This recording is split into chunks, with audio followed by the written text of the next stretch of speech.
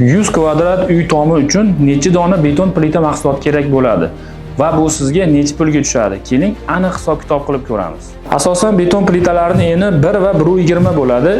Uzunligi esa uyingizni o'lchamiga qarab tayyorlab beriladi. Bugun biz uzunligi 6 metr, eni 1,20 bo'lgan beton plitamizni hisob-kitob qilib ko'ramiz. Bu o'lchamdagi plitamiz 7,2 metr kvadrat joyni yopadi. Agar sizni joyingiz 100 metr kvadrat bo'ladigan bo'lsa, bu o'lchamdagi plitamizdan 14 dona kerak bo'ladi. Bozor narxiga qarab, bu o'lchamdagi beton plitamiz narxi 2 million so'm turadi. Rivosh 98 da esa 1 million 490 ming so'm. 14 dona plitani olsak, 20 million 860 ming so'm. Plita qo'yishda kran xizmati, transport, o'rnatish uchun tayyor suyuq beton, o'rtacha yana 5-10 million so'm. Demak, 100 metr kvadrat uchun 14 dona beton plita taxminan 30 million 860 ming so'm. Uy qurilishi bo'yicha yana aniq hisob-kitoblarni bilmoqchi bo'lsangiz, sahifamizga obuna bo'ling.